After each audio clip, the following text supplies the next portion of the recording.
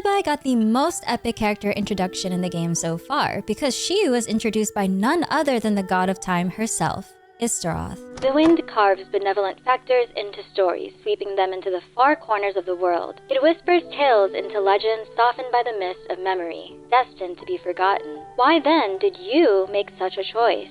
Istaroth stares straight at Zibai's core character tragedy and asks the most brutal question possible. Why keep choosing kindness when time will eventually erase the proof, the credits, and even the memory that the good deeds you did ever happened? When the benevolent favors Zibai leaves behind don't survive as history, but as folklore. When her protection and her interventions get worn down into stories people repeat, without knowing who they're really talking about. The wind, unfortunately, doesn't always keep your name attached to your deeds. I mean, it already forgot the goddess it used to answer to. It carries memories away, changes them, perhaps misplaces them, and eventually turns them into everyone's tale and no one's truth. That's the kind of life Zibai is being described as living. She helps, and then she disappears, even if people will forget her kindness. But somehow she chooses that life anyways. And that introduction single-handedly made Zibai one of my favorite characters so far. Lantern Rite is Liyue's annual festival of new beginnings and remembrance, where people send lanterns into the sky to carry their wishes upward and keep the departed close for one more night. It's joyful on the surface, but there's always an undercurrent of gratitude because Liyue only gets to celebrate like this because others once paid the price to protect it. And this year, Liyue is celebrating someone named Zibai,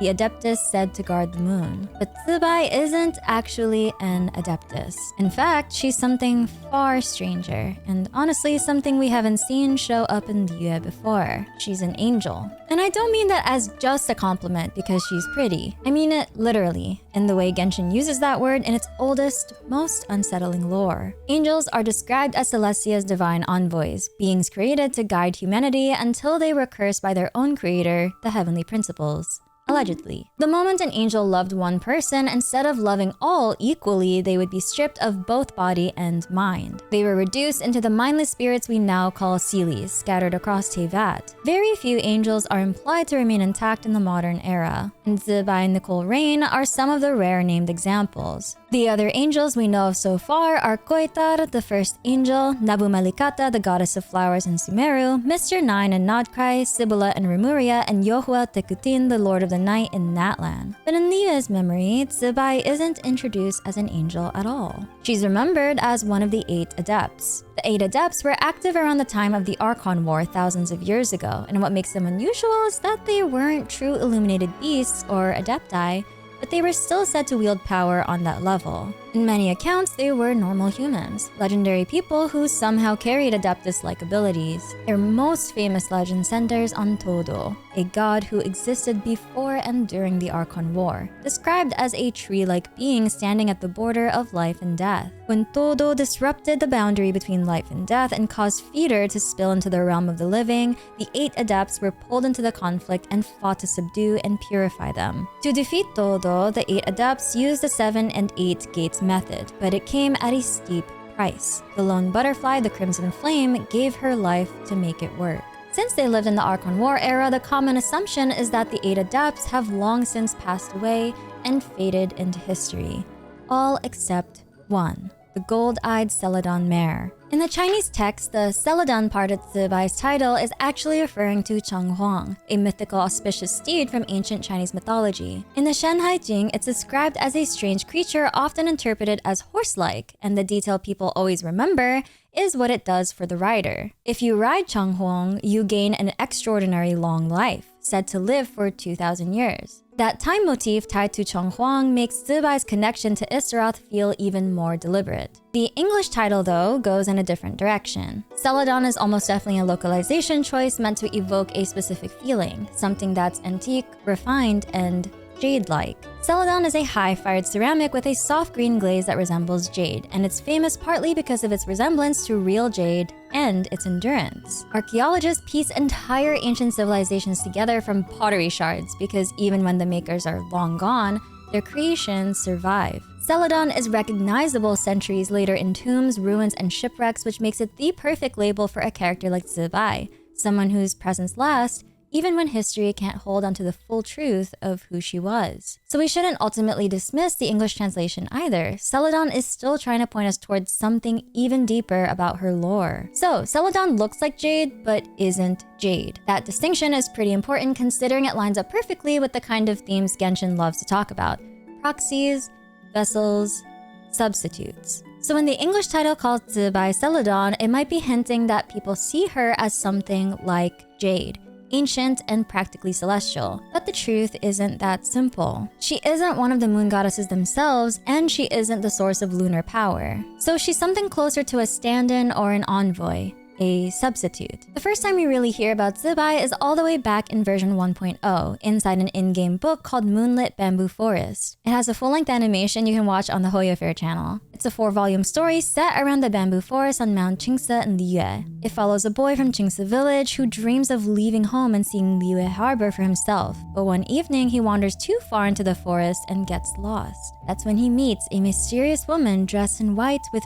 piercing golden eyes. The boy remembers an old village legend. Long ago, white horses were said to leap out of clear springs and become illuminated beasts that aided the Geo Archon's campaigns. But no one ever knew which spring it was, or the name of the creature that came from it. The woman standing in front of him doesn't look like an adeptess at all, except for that odd gaze. Those golden eyes make it feel like she's something far older than she's letting on. That night, deep in the bamboo forest, she tells him stories the village elders never would. Most importantly, she tells him about the 3 moon goddesses, 3 sisters who once ruled the night sky, rode across the heavens in a silver carriage, and loved the stars of daybreak. Then, a great calamity shattered the Hall of the Stars. The sisters turned on one another, and only one pale corpse, the frost moon, remained, still shedding a cold light. She even says wolves are children of the moons, mourning their mother every new moon. But why she's even telling this story already says a lot about her. Like she's trying to hold on to a truth that's been worn down over time until it's forgotten completely. By dawn, she leads the boy out of the forest. He asks who she is, but she only smiles and never answers. He gets to return to ordinary life and chase his future in Liyue Harbor, while she has to disappear back into the shadows, guarding ancient tales that even she is starting to forget.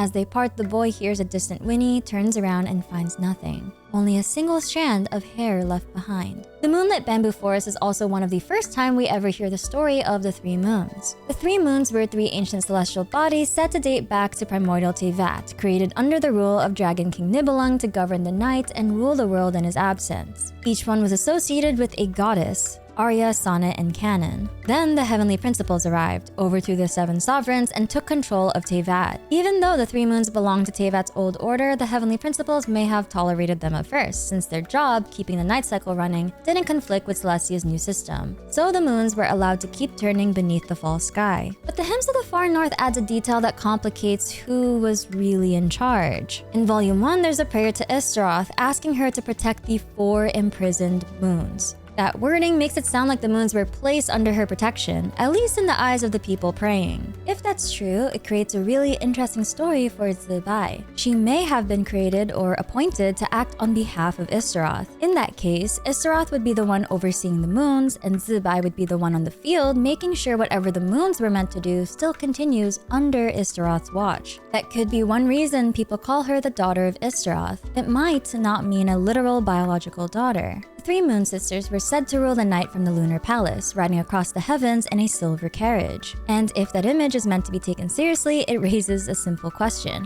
What pulls a carriage? If Zibai can take the form of a white horse, it's easy to imagine her as a helper within the moon system itself, a horse-drawn carriage. Here's where it gets interesting. Time in Genshin is usually linked to Anemo. Mondstadt once worshipped both Venti and Istaroth, and Istaroth is even called the Thousand Winds of Time. So if Zibai is connected to Istaroth, why isn't she Anemo? Why is she Geo? Geo actually fits the theme better than it initially seems. Think of it this way: Anemo is how stories travel. Wind carries words across distance and across generations, but it might also misconstrue them and eventually let them fade. Geo is the opposite. It's what perseveres, what endures. Zhongli makes this idea explicit in his story quest. He says time twists history, and that he needs a better way to record it, to engrave its truth. He even points out that stone carvings were one of the oldest methods people used to fight that erosion. So, if Zibai is Istaroth adjacent, then with this analogy, Geo fits. Anemo and Geo can both be linked to time. And that's what makes Zibai so exciting to me. She's a character built around a choice. Even if time erases her name, even if the world turns her into nothing more than a fairy tale, the people she helped still got to live. And somehow, that's enough. If you enjoyed this video, please leave a like and subscribe, and I'll see you on the next video. I'm your leafy lore keeper Minsleif, and I read the Genshin Impact lore so that you don't have to.